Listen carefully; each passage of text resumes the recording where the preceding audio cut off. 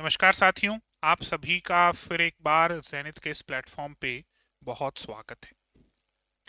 दोस्तों, national human rights commission या फिर विमेंस कमीशन, ऐसे कुछ कमीशंस हैं हमारे देश में या फिर हमारे सिलेबस में जिन्हें हमें कवर करना है।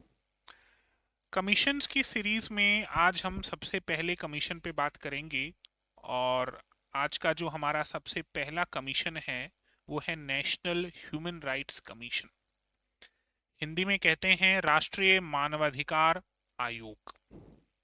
अब सबसे पहले ये समझते हैं कि कमीशंस होते क्या हैं, आयोग होते क्या हैं। देखिए, किसी भी मुद्दे के लिए कोई भी कानून बनाया जाता है, कोई भी अधिनियम जब बनाया जाता है तो उस अधिनियम के संचालन के लिए एक संगठन की स्थापना की जाती है। अब अधिनियम अपने आप में तो संचालित हो नहीं सकता, एक्ट पार्लियामेंट से पास तो हो जाएगा, लेकिन उसे इम्प्लीमेंट कौन करेगा, उसे ग्राउंड पे लागू कौन करेगा और उसकी पालना कौन करवाएगा। इन्हीं सब के लिए उस पर्टिकुलर एक्ट से रिलेटेड एक संगठन बनता है जिसे हम आयोग कहते हैं। तो जैसे ह्यूमन राइट्स का जो एक्ट है, इस एक्ट के संचालन के लिए जो कमीशन बनाया गया है, जो आयोग बनाया गया है, उसे हम कहते हैं नेशनल ह्यूमन राइट्स कमीशन, यानी राष्ट्रीय मानवाधिकार आयोग। अब ये कमीशन केवल राष्ट्रीय स्तर पे काम नहीं करता, राज्य मानवाधिकार आयोग भी होता है, लेकिन हम राष्ट्रीय मानवाधिकार आयोग पर बात कर रहे हैं। तो चलिए इस टॉपिक को शुरू करते हैं। नेशनल ह्यूमन राइट्स कमीशन, और ये आपके इंडियन पॉलिटी का एक बहुत ही इंपॉर्टेंट टॉपिक है। कुछ एग्जाम्स के लिए ये टॉपिक बिल्कुल फ्रेश है, अभी एड ऑन हुआ है आपके सिलेबस में, और कुछ एग्जाम्स के लिए टॉपिक पहले से ही चल रहा है। अब राष्ट्रीय मानवाधिकार आयोग क्या है, इसके विषय में कैसे बात करनी है, क्या क्या हमें पढ़ना है, तो मैं सबसे पहले आपको एक ब्लूप्रिंट दे दूं। सबसे पहले हम इसके इतिहास को पढ़ेंगे, उसके बाद ये जो एक्ट है ये कैसे पास हुआ, कैसे पारित हुआ, ये आयोग कब बना, आयोग का गठन कैसे हुआ, आयोग का मुख्यालय कहाँ है, इस पे बात करेंगे। फिर बात करेंगे कि आयोग का जो संगठन है उसकी संरचना कैसी है, यानी कितने सदस्य हैं, अध्यक्ष कौन होता है, पदेन सदस्य होते हैं कि नहीं होते, उन पे बात करेंगे। इसके बाद इससे रिलेटेड कुछ धाराओं पर चर्चा करेंगे। धाराओं पर चर्चा करने के बाद इसके कार्यों पर चर्चा करेंगे, शक्तियों पर चर्चा करेंगे, और 2019 में जो इसमें बदलाव हुए हैं उन बदलावों पर बात करेंगे। चलिए शुरुआत करते हैं नेशनल ह्यूमन राइट्स कमीशन या राष्ट्रीय मानवाधिकार आयोग को। अब देखो, इसके बैकग्राउंड की अगर बात करें, इसकी पृष्ठभूमि को समझें और इसके विधिक ढांचे पर बात करें, तो ये जो नेशनल ह्यूमन राइट्स कमीशन ये हमें जो दिखाई देता है या फिर हम जो पढ़ते हैं, इसका जो इतिहास है वो थोड़ा पुराना है। एक तो हमें पेरिस प्रिंसिपल या फिर जिसे आप पेरिस एग्रीमेंट कहते हैं उस पर चर्चा करनी होगी, और एक सबसे पहले इंटरनेशनल लेवल पर मानव अधिकारों के विषय में किसने बात की और कौन से आयोग का गठन हुआ, उस पर चर्चा करनी होगी। तो इसके थोड़े से बैकग्राउंड को टटोलते हैं, पृष्ठभूमि क्या है, बैकग्राउंड क्या है, ध्यान से सुनिएगा। अगर बात करें इसके उद्देश्य की, भाई जो राष्ट्रीय मानवाधिकार आयोग है इसका उद्देश्य क्या है, तो इसका उद्देश्य है मानवाधिकारों की बेहतर सुरक्षा और संरक्षण के लिए की गई थी इसकी स्थापना। तो सबसे पहला पॉइंट तो आप ये नोट कर सकते हैं कि जो एनएचआरसी है, शॉर्ट में हम इसको एनएचआरसी कहते हैं, नेशनल ह्यूमन राइट्स कमीशन, और इसकी स्थापना मानवीय अधिकारों को और अधिक बल देने के लिए की गई थी या फिर मानवीय अधिकारों की सुरक्षा के लिए की गई थी। जैसे कई बार होता है कि किसी को अरेस्ट कर लिया जाता है और जेल में फिर उसके साथ बेरहमी से उसकी पिटाई होती है, या फिर कोई और तरीके से, किसी भी तरीके से अगर मानव अधिकारों का हनन होता है, तो ये एक बड़ी नकारात्मक स्थिति है समाज के लिए। और इसी वजह से मानवाधिकार आयोगों का गठन हुआ। मानवाधिकारों को और संबल देने के लिए, मानवाधिकारों को और ज्यादा सेफगार्ड करने के लिए, और ह्यूमन राइट्स को और ज्यादा प्रमोट करने के लिए, पब्लिक को अपने ह्यूमन राइट्स को लेकर अवेयर करने के लिए। क्लियर है? तो ये इसका पर्पस या उद्देश्य हुआ। चले आगे बात करते हैं। शुरुआत कहां से हुई? शुरुआत होती है सर इसकी पेरिस प्रिंसिपल से। इंपॉर्टेंट है, ध्यान रखिएगा। शुरुआत पेरिस प्रिंसिपल से होती है और 1993 से होती है। 1993 में पेरिस में संयुक्त राष्ट्र संघ की एक सभा होती है। आपने इसे बहुत बार सस्टेनेबल डेवलपमेंट गोल्स इसमें भी पढ़ा होगा। तो 1993 जो कॉप वगैरह पढ़ते हैं आप, कॉन्फ्रेंस ऑफ पार्टीज, वो पढ़ते हैं, तब भी हम 1993 के पेरिस समझौते को याद करते हैं।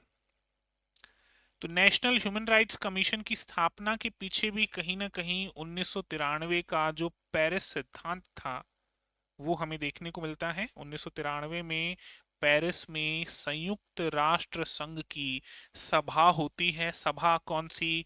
जनरल असेंबली आप जिसे कहते हैं, ठीक है, संयुक्त राष्ट्र महासभा। और संयुक्त राष्ट्र महासभा द्वारा इन सिद्धांतों को अपनाया गया था, मानव अधिकार के सिद्धांतों को। तो बैकग्राउंड क्लियर है? याद रखिएगा, इंपॉर्टेंट है, यहां से बिल्कुल सीधे सीधे क्वेश्चंस बन सकते हैं। चलिए आगे बात करते हैं। 1993 से भी अगर पहले जाएं, शुरुआत किसने की थी, पहल किसने की थी? भाई 1993 में संयुक्त राष्ट्र महासभा द्वारा इन्हें अपनाया गया, वो बात अपनी जगह एक है, लेकिन इसकी पहल किसने की थी? तो ये नाम भी आपके लिए काफी इंपॉर्टेंट होता है। नाम अच्छे से ध्यान रखिएगा। हिस्टोरिकल कंटेंट की बात करें या फिर हिस्टोरिकल कंटेक्स्ट की बात करें तो बात है 1946 की। एलेनोर रूजवेल्ट, ये नाम बहुत इंपॉर्टेंट है। एलेनोर रूजवेल्ट, ये हैं एलेनोर रूजवेल्ट, और इन्होंने ही सबसे पहले इंटरनेशनल ह्यूमन राइट्स कमीशन की स्थापना की थी, मतलब इनकी अध्यक्षता में स्थापना हुई थी।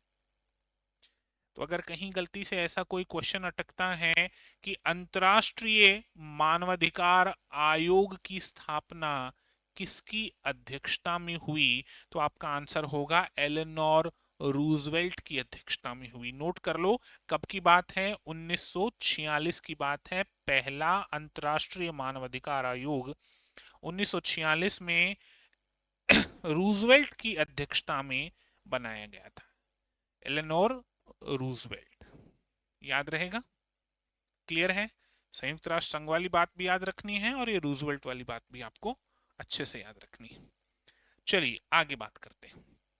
देखिएगा, इसमें बहुत से फैक्ट आपको नोट करने पड़ेंगे और बहुत से तथ्य आपको याद रखने पड़ेंगे। अब आगे बात करते हैं।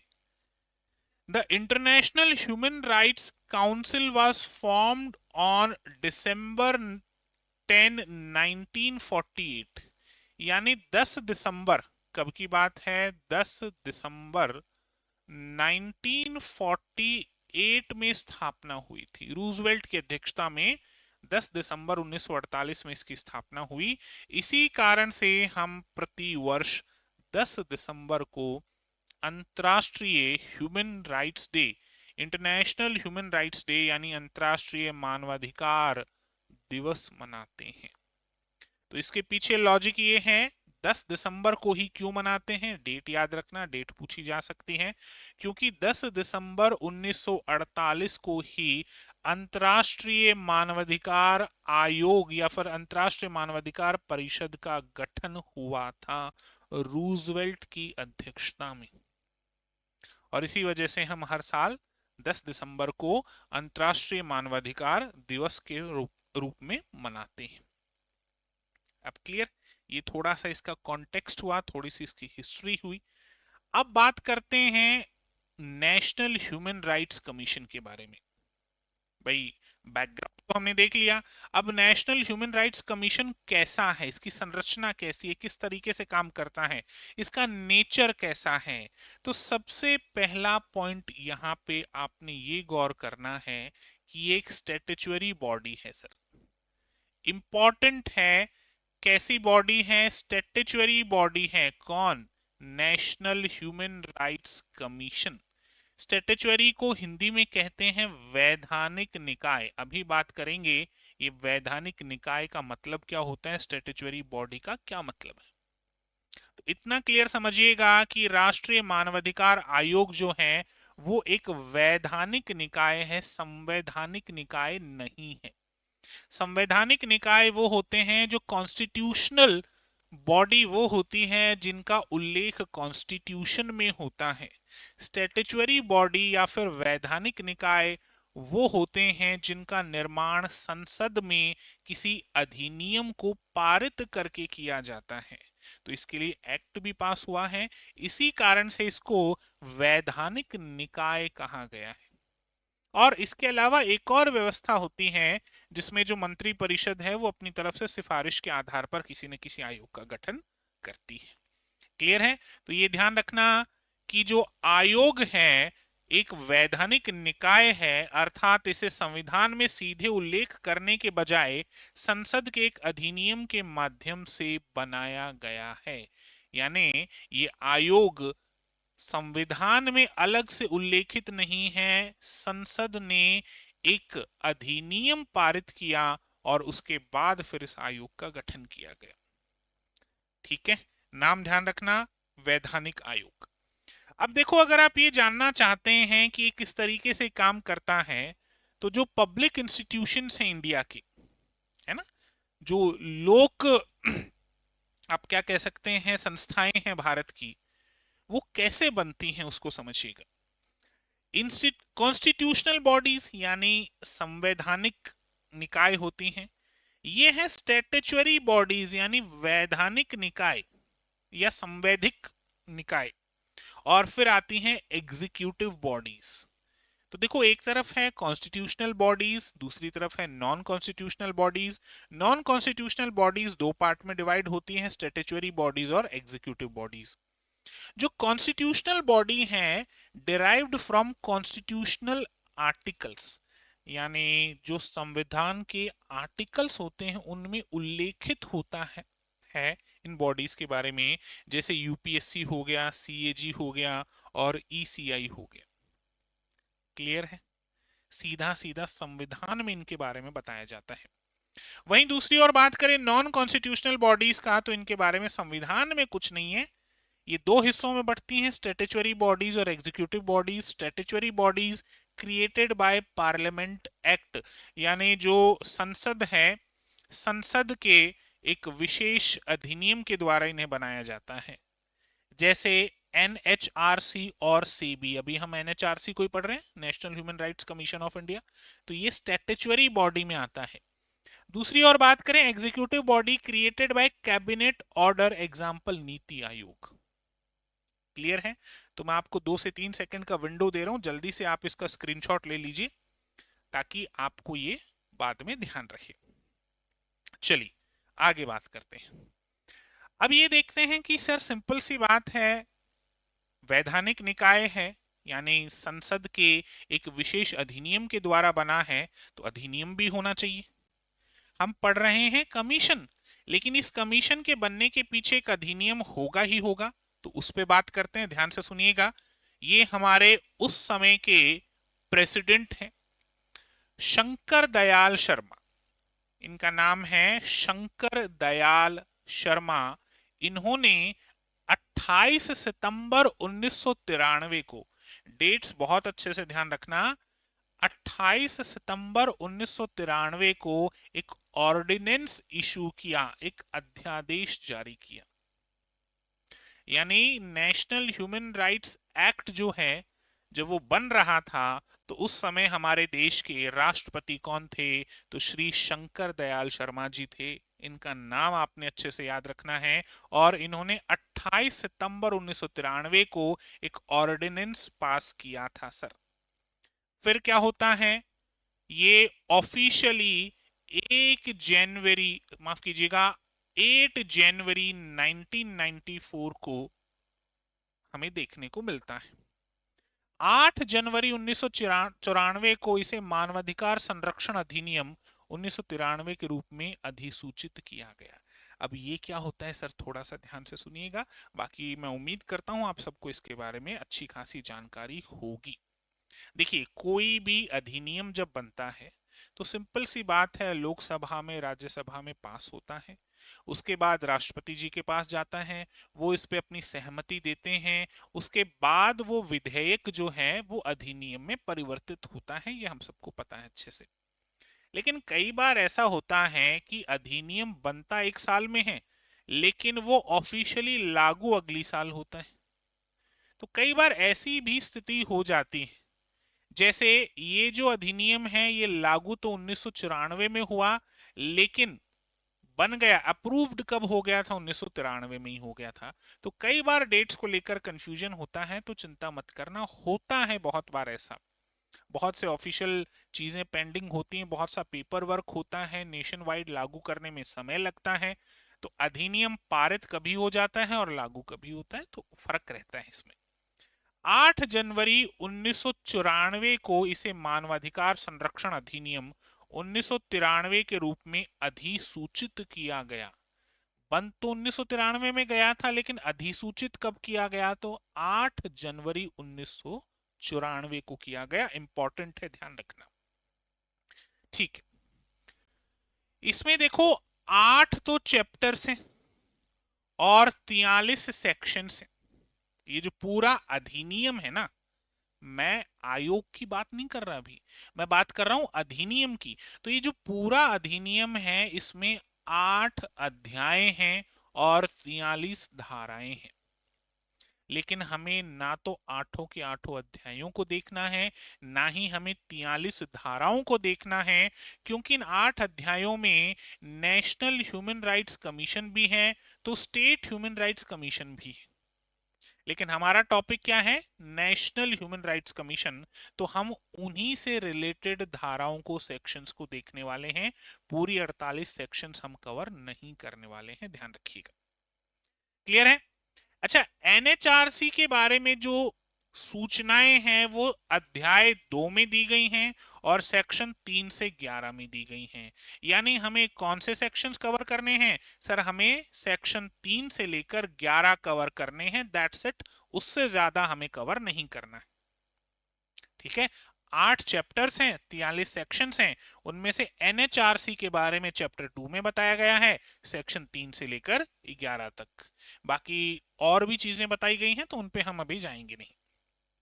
चलो, तो ये बेसिक जानकारी हो गई, नेशनल ह्यूमन राइट्स कमीशन कैसे बना, कोई भी एक्ट बनता है तो उस एक्ट की अनुपालना के लिए एक आयोग का गठन किया जाता है, ये बात हो गई हमारी। अब देखते हैं स्ट्रक्चर एंड कंपोजिशन। तो सबसे पहले चलते हैं सेक्शन 3 पर ही आ जाते हैं भाई। 3 4 5 6 7 8 9 10 11 ये सेक्शंस हमें कवर करने हैं चैप्टर 2 में। तो सबसे पहले सेक्शन 3 पर आ जाते हैं, स्ट्रक्चर एंड कंपोजिशन, यानी संरचना और संगठन। ये आयोग कैसे बना हुआ है। अभी तक तो हम अधिनियम की बात कर रहे थे, अब बात करेंगे इस आयोग की कि आयोग बना हुआ कैसे है। तो ध्यान दीजिएगा sir, the NHRC was officially constituted on October 12, 1993 with its headquarters in Delhi. यानी ये जो NHRC है, आयोग है, राष्ट्रीय मानवाधिकार आयोग, ध्यान रखना, अब मैं एक्ट की बात नहीं कर रहा, अब मैं अधिनियम की बात नहीं कर रहा, मैं इस आयोग की बात कर रहा हूं। ये जो आयोग है ना सर, इसका आधिकारिक गठन 12 अक्टूबर 1993 को हुआ था, जिसका मुख्यालय कहां है, दिल्ली में है, ठीक है। मुख्यालय और जगह भी हो सकता है, लेकिन अभी फिलहाल इसका मुख्यालय जो है वो दिल्ली में है, नेशनल ह्यूमन राइट्स कमीशन का। चलो, इस पे बात हो गई। अब थोड़ा और देखते हैं और इसके संगठन के बारे में चर्चा करते हैं। इसका स्ट्रक्चर कैसा है? तो देखो, ये 1+5+7 ऐसे बना हुआ है। यानी एक तो आपके चेयरपर्सन होंगे, 5 इसके मेंबर्स हैं, और 7 जो है ना, ये एक्स ऑफिशियो मेंबर्स होते हैं। अगर आप एक्स ऑफिशियो मेंबर्स में कंफ्यूज्ड हैं तो मैं आपको एक्स ऑफिशियो मेंबर्स के बारे में बता दूं। पदेन सदस्य इन्हें कहते हैं। पदेन सदस्य का मतलब हो गया, जैसे कोई एक व्यक्ति, जैसे मान लो, मैं एक उदाहरण के लिए कह रहा हूं, जैसे राजस्थान में जो शिक्षा विभाग है, एक एग्जाम्पल के लिए, राजस्थान में जो शिक्षा विभाग है उसका अध्यक्ष कौन होगा? तो राजस्थान का शिक्षा मंत्री। अब इससे फर्क नहीं पड़ता कि राजस्थान का शिक्षा मंत्री कौन है, जो व्यक्ति राजस्थान का शिक्षा मंत्री होगा वही व्यक्ति शिक्षा विभाग का अध्यक्ष भी होगा। उदाहरण के लिए बता रहा हूं, पदेन सदस्य को समझने के लिए। यानी इन्हें ना तो अपॉइंट किया जाता है ना इन्हें हटाया जाता है, जैसे जैसे जो चेंज होता रहेगा वैसे वैसे वो इसमें भी सदस्य होता रहेगा। पदेन सदस्य एक्स ऑफिशियो मेंबर्स कहते हैं। तो इस तरीके से ये बना हुआ है 1+5+7। इसकी संरचना एक अध्यक्ष, 5 सदस्य और 7 पदेन सदस्य में शामिल है। तो सबसे पहले चेयरपर्सन की बात करते हैं, अध्यक्ष की बात करते हैं। अब यहाँ एक इंपॉर्टेंट पॉइंट ध्यान रखना, बाद में 2019 में कुछ परिवर्तन भी किए गए थे तो उन्हें भी गौर करिएगा। अध्यक्ष कौन होगा? तो अध्यक्ष होगा सर, सर्वोच्च न्यायालय के सेवानिवृत्त मुख्य न्यायाधीश या अन्य सेवानिवृत्त सर्वोच्च न्यायालय के न्यायाधीश। कौन होने चाहिए? सर्वोच्च न्यायालय के न्यायाधीश होने चाहिए, वही राष्ट्रीय मानवाधिकार आयोग के अध्यक्ष बन सकते हैं। इनके अलावा कोई नहीं बन सकता, ध्यान रखना। Chief justice of the supreme court और अनदर रिटायर्ड सुप्रीम कोर्ट जज, रिटायर्ड होने चाहिए, ध्यान रखिएगा। कैसे होने चाहिए? रिटायर्ड होने चाहिए।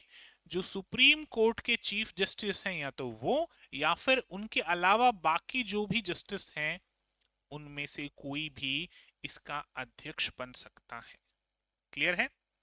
तो यहां सुप्रीम कोर्ट का मामला है, ध्यान रखना।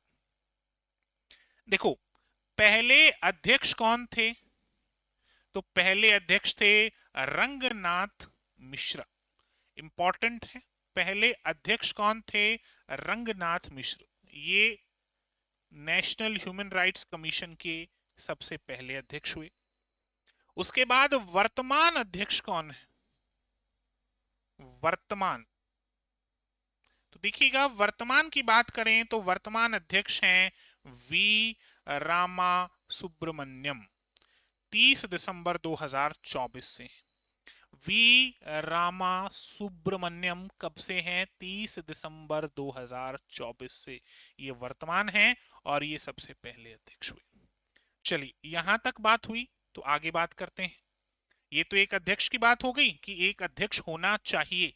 अब एक अध्यक्ष के अलावा और कौन कौन होने चाहिए, तो सुनिएगा ध्यान से। एक कार्यरत या सेवानिवृत्त सर्वोच्च न्यायालय का न्यायाधीश होना चाहिए। एक कार्यरत या सेवानिवृत्त उच्च न्यायालय का मुख्य न्यायाधीश होना चाहिए।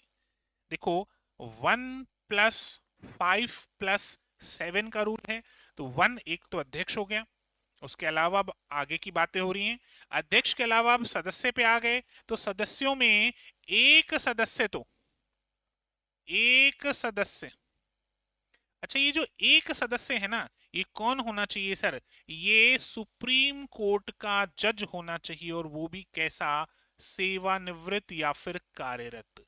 कार्यरत भी हो सकता है, जो वर्तमान में कार्य कर रहा हो, और सेवानिवृत्त भी हो सकता है, दोनों प्रकार के हो सकते हैं। सर्विंग भी हो सकता है, रिटायर्ड भी हो सकता है। तो एक सदस्य तो आपको कहां से चाहिए sir? Supreme court of India से चाहिए। उसके अलावा एक और सदस्य आपको चाहिए, 5 सदस्य करने ना, एक और सदस्य आपको चाहिए हाई कोर्ट से। ये भी कार्यरत भी हो सकता है और रिटायर्ड भी हो सकते हैं, हाई कोर्ट चीफ जस्टिस। लेकिन यहां बात यह है कि हाई कोर्ट के चीफ जस्टिस होने चाहिए। सुप्रीम कोर्ट की बात आ रही है तो न्यायाधीश, जस्टिस जज होने चाहिए।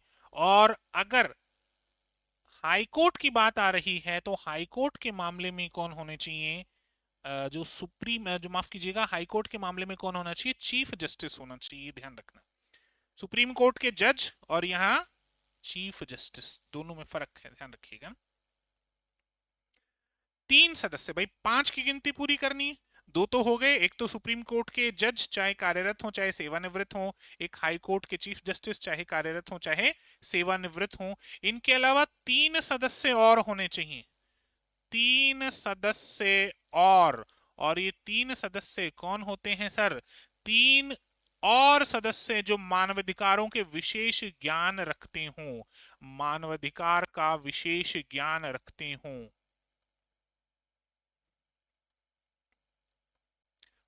मानवाधिकारों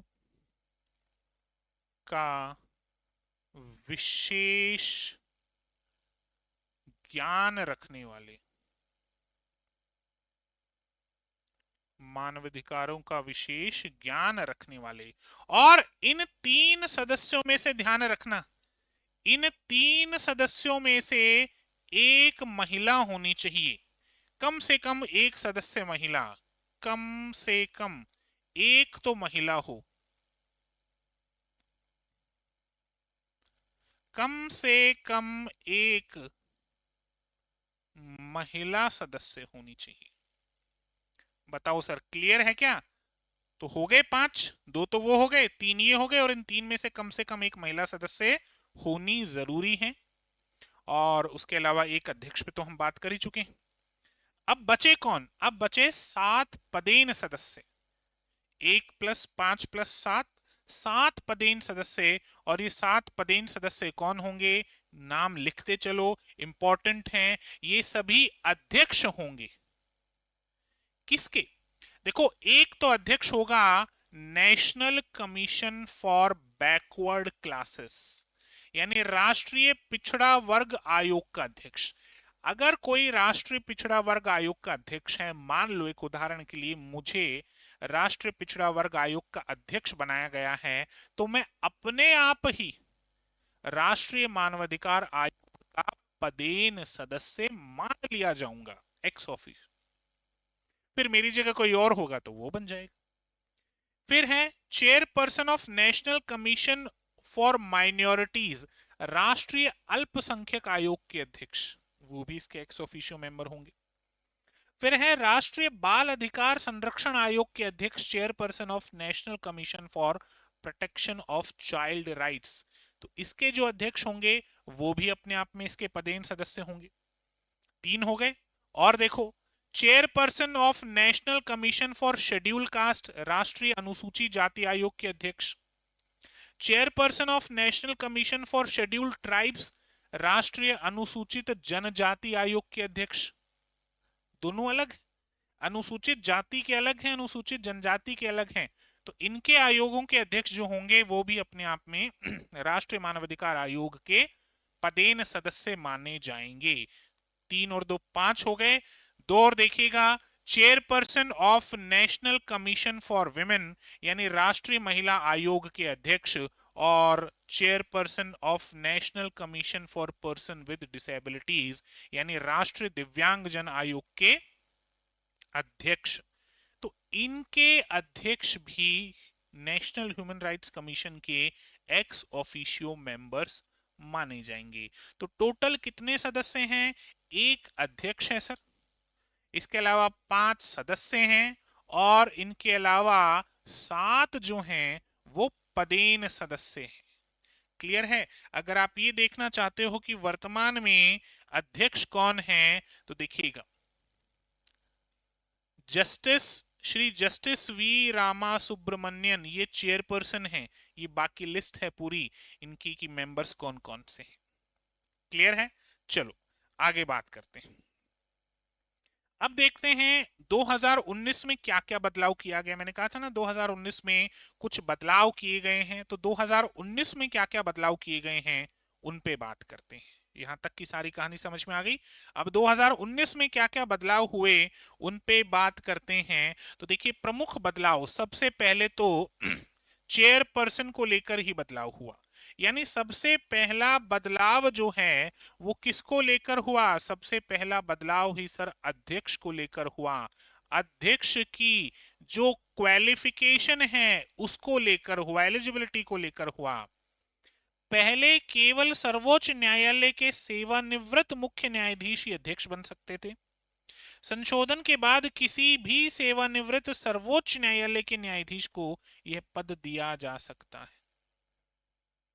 पहले तो केवल क्या होता था? Previously only a retired chief justice of the supreme court could be the chairperson. The amendment allowed any retired supreme court जज टू होल्ड द पोजीशन। यानी सर पहले क्या होता था? पहले केवल और केवल रिटायर्ड चीफ जस्टिस ही राष्ट्रीय मानवाधिकार आयोग का अध्यक्ष हो सकता था। लेकिन 2019 में बदलावों के बाद जो सर्वोच्च न्यायालय है, सुप्रीम कोर्ट है, इसका कोई भी रिटायर्ड जज वो भी क्या हो सकता है? राष्ट्रीय मानवाधिकार आयोग का अध्यक्ष हो सकता है। तो एक तो अध्यक्ष की पात्रता में बदलाव हमें देखने को मिला। और क्या बदलाव देखने को मिला? टेन्योर में बदलाव देखने को मिला। देखो, पहले इनका टेन्योर था 5 साल या 70 साल। अब आप कहोगे सर 70 साल कोई काम थोड़ी करता है। अरे 5 साल का तो कार्यकाल होता है।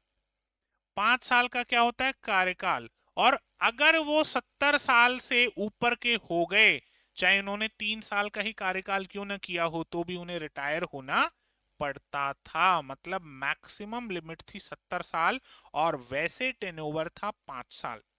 लेकिन अब इस टेन्योर में बदलाव किया गया है। The tenure was reduced from 5 years to 3 years और 70 ईयर्स।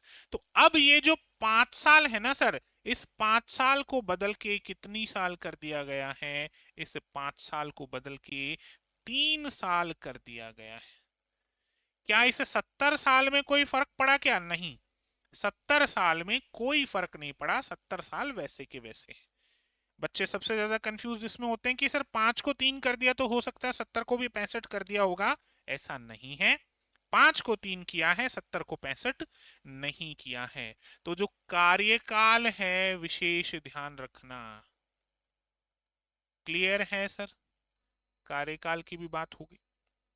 इसके बाद बात करते हैं रीअपॉइंटमेंट। रीअपॉइंटमेंट का मतलब होता है पुनर्नियुक्ति।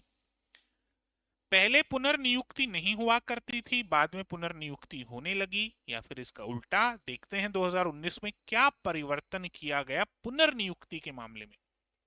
अब सदस्य पुनर्नियुक्ति के लिए पात्र हैं जो पहले अनुमति नहीं थी।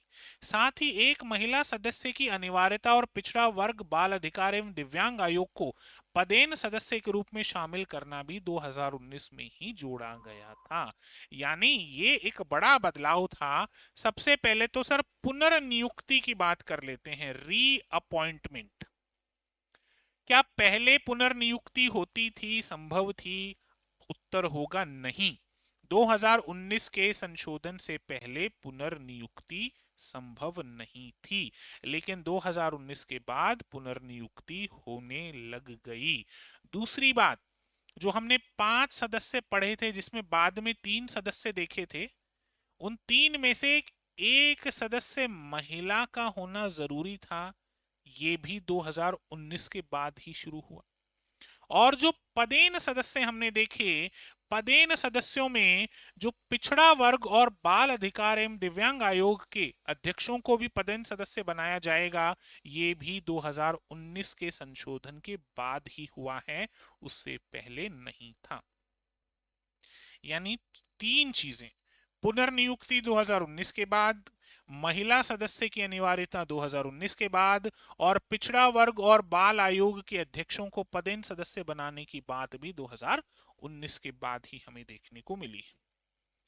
अब बात करते हैं इसके कुछ प्रमुख सेक्शंस। 2019 का जो बदलाव है वो देख लिया। अब इसके कुछ प्रमुख सेक्शंस पे बात करते हैं, अधिनियम की प्रमुख धाराओं पर बात करते हैं। कौन कौन सी प्रमुख धाराएं हैं, वन बाय वन समझते हैं। सबसे पहले है धारा 4। सबसे पहले किस धारा पे बात करेंगे? धारा 4 पर बात करेंगे, यानी नियुक्ति, अपॉइंटमेंट राष्ट्रपति द्वारा। अब यहां सवाल ये है कि जो सदस्य होंगे उनकी नियुक्ति कौन करेगा। भाई पदेन सदस्य हैं वो तो सीधी बात है, ऐसे कैसे माने जाएंगे, उसमें तो किसी का कोई हस्तक्षेप नहीं होगा। लेकिन बाकी सदस्यों की नियुक्ति कैसे और कौन करेगा, तो ध्यान रखिएगा, इंपॉर्टेंट है। अपॉइंटेड बाय द प्रेसिडेंट, यानी हमारे देश के जो माननीय राष्ट्रपति जी हैं वो अपॉइंट करेंगे। लेकिन कैसे अपॉइंट करेंगे, तो सुनना ध्यान से। प्रधानमंत्री की अध्यक्षता वाली 6 सदस्यीय चयन समिति की सिफारिश पर नियुक्ति की जा सकती है। यानी राष्ट्रीय मानवाधिकार आयोग के सदस्यों की नियुक्ति करते तो राष्ट्रपति हैं, करते तो कौन है, राष्ट्रपति हैं, लेकिन किसकी सिफारिश पर करते हैं, तो एक 6 सदस्यीय समिति की सिफारिश पर करते हैं। और इस 6 सदस्य समिति की अध्यक्षता प्रधानमंत्री करते हैं, ये ध्यान रखिएगा। और ये 6 सदस्य कौन होंगे सर, तो देखो सबसे पहले तो प्राइम मिनिस्टर अपने आप में है, चेयरपर्सन है इस कमेटी के। उसके बाद गृह मंत्री होंगे, उसके बाद लोकसभा के अध्यक्ष होंगे। प्रधानमंत्री, गृह मंत्री, लोकसभा अध्यक्ष होंगे, लोकसभा विपक्ष के नेता होंगे, राज्यसभा के उपसभापति होंगे और राज्यसभा में विपक्ष के नेता होंगे। हो गए 6। स्वयं प्रधानमंत्री होंगे, उसके बाद गृह मंत्री होंगे, उसके बाद क्या होंगे, लोकसभा के जो अध्यक्ष हैं वो होंगे, उसके बाद कौन होंगे, लोकसभा में जो विपक्ष का नेता है वो होंगे, फिर कौन होंगे, राज्यसभा के उपसभापति होंगे, और फिर राज्यसभा में जो विपक्ष के नेता हैं वो होंगे। ऐसे कर कर 6 सदस्यों की, इस तरीके से 6 सदस्यों की यह कमेटी बनेगी। और इसकी अध्यक्षता कौन करेगा, इसकी अध्यक्षता प्रधानमंत्री करेंगे, ध्यान रखिएगा। अध्यक्षता कौन करेगा सर, अध्यक्षता प्रधानमंत्री करेंगे। और फिर ये सिफारिश राष्ट्रपति जी के पास जाएगी और वो फिर नियुक्ति करेंगे। यहां तक क्लियर है। अब बात करते हैं सेक्शन 5 की, त्यागपत्र और पद से हटाना। कैसे त्यागपत्र कौन देगा, किसको देगा और पद से कैसे हटाया जाएगा।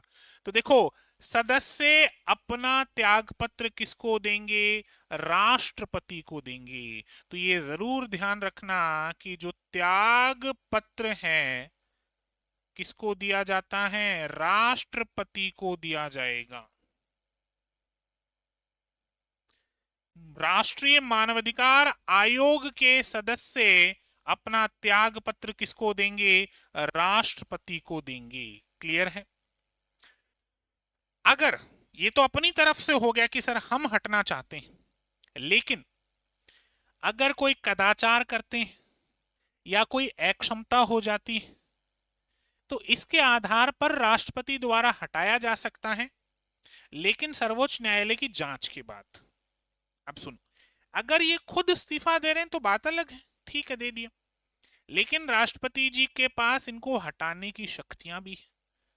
अगर ये कोई कदाचार करते हैं, कोई गलत काम करते हुए पकड़े गए या फिर असक्षम हो गए, समस्या हो गई, काम नहीं कर सकते, तो पहले सुप्रीम कोर्ट की जांच बैठेगी। जांच में दोषी पाए जाने के बाद राष्ट्रपति जी इनको हटा देंगे। ध्यान रखना, सर्वोच्च न्यायालय की जांच के बाद इनको हटाया जाएगा। दिवालिया घोषित होने पर बिना जांच के हटाया जा सकता है। दिवालिया हो गए, अब क्या करना है। इंसॉल्वेंसी के मामले में सुप्रीम कोर्ट की जांच की भी जरूरत नहीं है, हटाया जा सकता है। इसके बाद दिमाग ही खराब हो गया, अनसाउंड माइंड के हो गए, पागल हो गए या फिर कोई भी और घटना हो गई, तो भी बिना जांच के इनको हटाया जा सकता है। दिवालिया हो गए और फिर मानसिक रूप से विकृत हो गए तो हटाया जा सकता है। और अगर कोई और लाभ का पद इन्होंने ले लिया, ये ध्यान रखना, जो इसका सदस्य है वो किसी और लाभ के पद पर काम नहीं कर सकता। अगर लाभ के पद पे काम कर रहा है तो बिना सुप्रीम कोर्ट की जांच के भी सीधे सीधे राष्ट्रपति जी हटा सकते हैं। क्लियर है सर। अब है सेक्शन 6, इनका टेन्योवर। तो इनका जो टेन्योवर है सदस्यों का वो है सर 3 साल।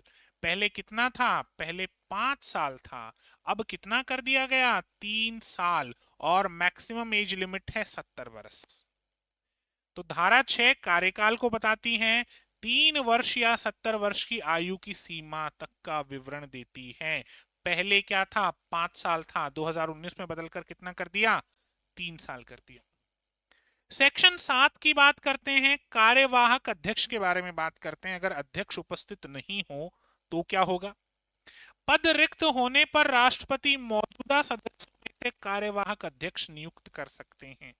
अगर राष्ट्रीय मानवाधिकार आयोग के अध्यक्ष का पद किसी भी कारण से रिक्त है, अध्यक्ष नहीं है, खुद इस्तीफा देकर गए हैं या फिर हटाया गया है, तो राष्ट्रपति बाकी किसी भी सदस्य में से एक सदस्य को कार्यवाहक एक्टिंग प्रेसिडेंट बना सकते हैं, एक्टिंग चेयरपर्सन बना सकते हैं। क्लियर है? एग्जिस्टिंग मेंबर्स में से। सेक्शन 8 की बात आती है। सेक्शन 8 बात करता है सैलरीज की। तो सैलरीज या वेतन जो है वो वेतन और सेवा शर्तें केंद्र सरकार द्वारा निर्धारित की जाती हैं। ये कोई फिक्स नहीं है, बदल सकती हैं, लेकिन इनकी वेतन और सेवा शर्तें कौन तय करता है? केंद्र सरकार तय करता है। ध्यान रखना, इस बार राष्ट्रपति तय नहीं करते। वेतन और सेवा शर्तें केंद्र सरकार तय करती हैं। जो चेयरपर्सन है, चेयरमैन है, मैं प्रेसिडेंट यहां लिख दिया, चेयरमैन होना चाहिए, कोई बात नहीं, आप समझ जाना। जो चेयरमैन है 2,80,000 chief justice of supreme court के बराबर, और जो मेंबर्स हैं 2,50,000 सुप्रीम कोर्ट के जज के बराबर। ये टेंटेटिव नंबर्स हैं, ये फिक्स नहीं होते, ये केंद्र सरकार के हिसाब से बदल सकते हैं जब भी केंद्र सरकार बदलना चाहे तो। लेकिन इतना ध्यान रखना, जो चेयरमैन हैं उन्हें chief justice of supreme court के हिसाब से पेमेंट मिलता है, और जो मेंबर्स हैं उन्हें सुप्रीम कोर्ट के जज के हिसाब से पेमेंट मिलता है। सेक्शन 9 की बात करते हैं, वैकेंसीज। रिक्त पद होने पर भी आयोग की कार्रवाई वैध मानी जाती है। बड़ा इंपॉर्टेंट है। अगर नेशनल ह्यूमन राइट्स कमीशन के किसी मेंबर की उपस्थिति नहीं है या फिर वो है ही नहीं, उनकी जो पोजीशन है वो वैकेंट है, तो फिर हम ये नहीं कह सकते कि सर इन्होंने जो भी काम किया, जो कार्रवाई की है, जो एक्शंस किए हैं वो नल एंड वॉइड हो जाएंगे। ऐसा नहीं होता। किसी मेंबर के एब्सेंस में भी इनके जो एक्शंस हैं, इनकी जो कार्यवाही है वो वैध मानी जाती है, वैलिड मानी जाती है। इस बात को ध्यान रखना। रिक्त पद होने पर भी आयोग की कार्रवाई वैध रहेगी। और सेक्शन 10 क्या कहता है? एनएचआरसी अपनी कार्यप्रणाली के नियम स्वयं बनाता है, केंद्र सरकार इन्हें नहीं बनाती, यानी स्वायत्त शासी संस्था है। नेशनल ह्यूमन राइट्स कमीशन को कैसे काम करना है, क्या प्रोसीजर होगा, क्या प्रोसीडिंग्स होंगी, इन सब को लेकर ये खुद अपने लेवल पर रूल्स बनाते हैं, केंद्र सरकार नहीं बनाती, ये ध्यान रखिएगा। सेक्शन 10 में ऐसा बताया गया है। और सेक्शन 11 क्या कह रहा है? सेक्शन 11 कह रहा है कि जनरल एडमिनिस्ट्रेटिव वर्क्स के लिए एक आईएएस रैंक के सेक्रेटरी होते हैं, जनरल सेक्रेटरी, और इन्वेस्टिगेटिव वर्क्स के लिए एक पुलिस डायरेक्टर जनरल रैंक के ऑफिसर होते हैं। यानी जो आयोग है इसके दो तरीके के काम हो गए, एक तो एडमिनिस्ट्रेशन का काम, प्रशासन का काम हो गया, और एक जांच पड़ताल का काम। भाई मानवाधिकारों में कहीं कोई कॉम्प्रोमाइज हुआ है, कहीं कोई दिक्कत हुई है, तो जांच पड़ताल भी होगी। तो अगर मैनेजमेंट की बात करें, एडमिनिस्ट्रेटिव की बात करें, तो आईएएस लेवल के एक जनरल सेक्रेटरी की व्यवस्था यहाँ की गई है, महासचिव की व्यवस्था की गई है। और इन्वेस्टिगेटिव यानी जांच पड़ताल की बात करें तो पुलिस महानिदेशक स्तर के एक अधिकारी की बात कही गई है। तो दो लेवल हो गए, एडमिनिस्ट्रेटिव और जांच। ध्यान रखिएगा इस पॉइंट को। सेक्शन 20 क्या है? आयोग अपनी रिपोर्ट केंद्र सरकार को प्रस्तुत करता है। कौन? राष्ट्रीय मानवाधिकार आयोग अपनी रिपोर्ट किसे प्रस्तुत करेगा? केंद्र सरकार को प्रस्तुत करेगा। सर ध्यान रखिएगा। अब बात करते हैं इसके फंक्शंस एंड पावर्स पे। कार्य और शक्तियां क्या क्या हैं? नेशनल ह्यूमन राइट्स कमीशन के कार्य और शक्तियां क्या क्या हैं, वन बाय वन देखते हैं। सबसे पहले तो इनकी ड्यूटीज देखते हैं। ड्यूटीज यानी इनके कार्य क्या क्या हैं, क्या काम करना होता है, दायित्व क्या है इनके, उस पे बात करते हैं। तो सबसे पहले तो ये इन्वेस्टिगेट करते हैं ह्यूमन राइट्स वायलेशन को, या तो स्वयं संज्ञान लेते हैं या फिर कोर्ट के द्वारा ऑर्डर के माध्यम से। देखो, कोर्ट ऑर्डर दे तो भी जांच करेंगे, और जरूरी नहीं कि हर बार कोर्ट ही ऑर्डर दे, कई बार ये स्वयं के संज्ञान से भी जांच करते हैं कि जो ह्यूमन राइट्स हैं उनका मिसयूज या फिर जो ह्यूमन राइट्स उनका वायलेशन तो नहीं हुआ है, कहीं पे मानवाधिकारों के साथ कोई कॉम्प्रोमाइज तो नहीं हुआ है, इसकी जांच करते हैं। एक तो ये, इसके बाद ये क्या करते हैं, inspect jails and detention centres. तो जो कारागृह हैं, कारावास हैं, उनका भी निरीक्षण करते हैं कि कहीं कैदियों के साथ कोई अमानवीय कृत्य तो नहीं हो रहा, कहीं कैदियों के मानवाधिकारों का उल्लंघन तो नहीं हो रहा, उनका उत्पीड़न तो नहीं हो रहा। तो जेल कारागृह का भी निरीक्षण करते हैं। इसके अलावा और क्या करते हैं, reviews legal frameworks related to human rights. तो मानव अधिकारों से संबंधित जो भी वैधानिक कार्य हैं वो करते हैं। और क्या करते हैं, studies international treaties recommended effective implementation. तो जो अंतरराष्ट्रीय स्तर पे जो भी ट्रीटीज जो भी हुए हैं उनको भी पढ़ते हैं। मुख्य रूप से इन्वेस्टिगेट, जांच का काम, या तो खुद अपनी इच्छा से या सुप्रीम कोर्ट के ऑर्डर से। उसके बाद जो कारावास कारागृह हैं उनकी जांच करना। उसके बाद जो मानवाधिकारों के लिए जो लीगल फ्रेमवर्क हो सकता है उसका काम करना। अब इनकी पावर्स क्या हैं, शक्तियां क्या हैं, इन पर बात करते हैं। इसे दीवानी न्यायालय की शक्तियां प्राप्त हैं, सिविल कोर्ट की शक्तियां प्राप्त हैं सर, जिसमें जिससे ये समन जारी कर सकता है, दस्तावेज मांग सकता है और व्यक्तियों को साक्ष्य के लिए बुला सकता है, नोटिस दे सकता है, समन दे सकता है, डॉक्यूमेंट्स ले सकता है और आपको बुला भी सकता है एविडेंस के लिए। तो एक तरीके से सिविल कोर्ट की पावर होती है किसके पास, national human rights commission of India के पास। अब लास्ट में एक पॉइंट है, इसकी कुछ सीमाएं भी हैं। अब सीमाएं वैसे तो उल्लेखित नहीं है भाई, ह्यूमन राइट्स कमीशन सीमाएं क्यों उल्लेखित करेगा, लेकिन एक पूर्व चीफ जस्टिस हुए, उन्होंने कहा कि इसकी कुछ सीमाएं हैं सर। और ये पूर्व चीफ जस्टिस कौन हुए, ध्यान से सुनिएगा, पूर्व मुख्य न्यायाधीश H L Dattu. H L Dattu ने एनएचआरसी को दंतहीन बाघ या कागजी बाघ कहा, क्योंकि इसके पास केवल सलाहकार और अनुशंसात्मक शक्तियां हैं, इसे अपराधियों को दंडित करने या अपने निर्णयों को लागू करने का अधिकार नहीं है। तो इस वजह से इन्होंने इसे कागजी शेर कहा है या दंतहीन बाघ कहा है, एक ऐसा बाघ जिसके दांत ही नहीं है। रौब तो दिखा सकते हैं लेकिन कुछ कर नहीं सकते, क्योंकि ये दंड नहीं दे सकते किसी को। तो इस तरीके से राष्ट्रीय मानवाधिकार आयोग का ये जो चैप्टर है ये क्लोज होता है। पूर्व मुख्य न्यायाधीश एच एल दत्तू के कमेंट को जरूर ध्यान रखिएगा, ऐसे सवाल पूछे जा सकते हैं। टूथलेस टाइगर या फिर पेपर टाइगर किसे कहा गया, किसने कहा, इस तरीके के क्वेश्चंस हो सकते हैं। तो चलिए दोस्तों, इसी के साथ इस सेशन को एंड करते हैं। मैं उम्मीद करता हूं आज का सेशन आपको बहुत पसंद आया होगा और पूरे टॉपिक अच्छे से समझ में आए होंगे। इनके अपडेटेड नोट्स भी आपको एप्लीकेशन पे मिल जाएंगे और इसके बाद हम फिर जो आगे के आयोग हैं उन पे चर्चा करेंगे। धन्यवाद।